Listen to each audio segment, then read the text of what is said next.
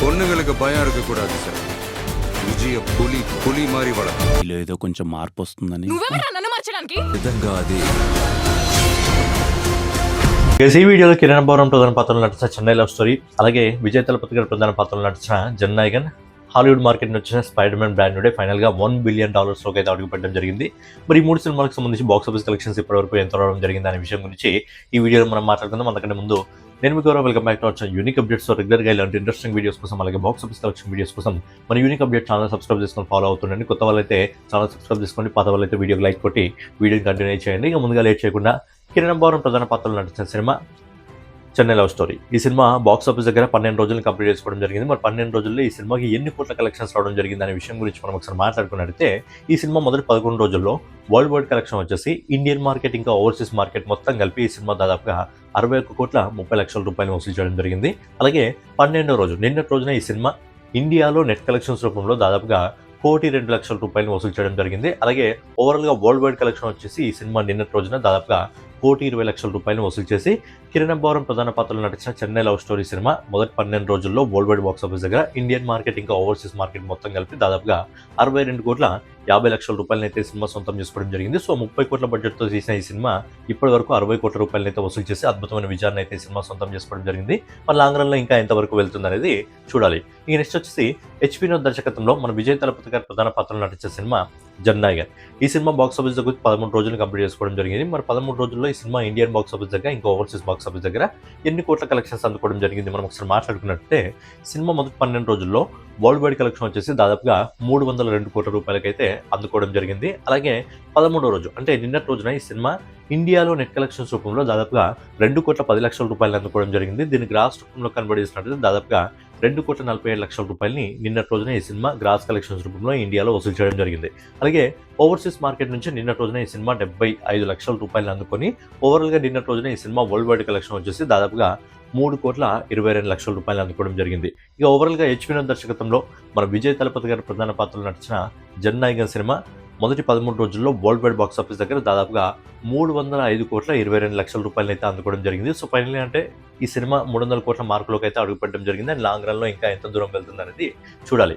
ఇక నెక్స్ట్ వచ్చి Hollywood market నుంచి డేనియల్ క్రిస్టియన్ దర్శకత్వంలో టామ్ హాలండ్ ప్రధాన పాత్రలో నటించే cinema spider man brand new day. ఈ సినిమా బాక్స్ ఆఫీస్ దగ్గర మొదటి 6 రోజులను కంప్లీట్ చేసుకోవడం జరిగింది. సో మొదటి 6 రోజుల్లోనే ఈ సినిమా $1 బిలియన్ లోకి అయితే అడుగుపెట్టడం జరిగింది. ఏ విధంగా మనం ఒకసారి మాట్లాడుకున్నట్లయితే, సినిమా మొదటి 5 రోజుల్లో ఇండియాలో నెట్ కలెక్షన్స్ రూపంలో 281,75,00,000 రూపాయలు వసూలు చేసింది మొదటి 5 రోజుల్లో.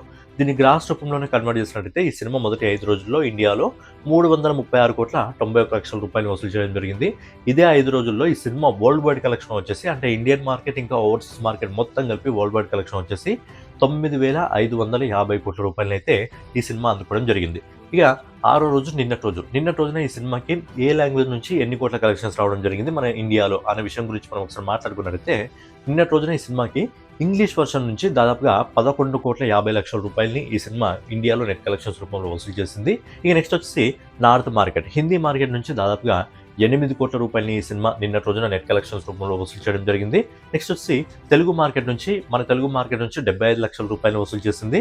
తర్వాత వచ్చేసి తమిళ మార్కెట్ నుంచి 1,30,00,000 రూపాయలు వసూలు చేసింది. ఇక మలయాళం మార్కెట్ నుంచి 3,00,000 రూపాయలని, కన్నడ మార్కెట్ నుంచి 2,00,000 రూపాయలు వసూలు చేసి ఓవరాల్గా 6వ రోజు నిన్నటి రోజున spider man brand new day cinema ఇండియాలో నెట్ కలెక్షన్స్ రూపంలో 21,50,00,000 రూపాయలు అందుకోవడం జరిగింది. దీన్ని గ్రాస్ రూపంలో కన్వర్ట్ చేసినట్టయితే 25,37,00,000 రూపాయలు అందుకోవడం జరిగింది. ఇక ఫైనల్గా spider man brand new day మొదటి 6 రోజుల్లో ఫైనల్ ఇండియా కలెక్షన్ వచ్చేసి నెట్ కలెక్షన్స్ రూపంలో 302,25,00,000 రూపాయలు వసూలు చేసి ఫైనల్లీ ఈ సినిమా ఇండియాలో నెట్ కలెక్షన్స్ రూపంలో 300 కోట్లలోకి అయితే అడుగుపెట్టడం జరిగింది.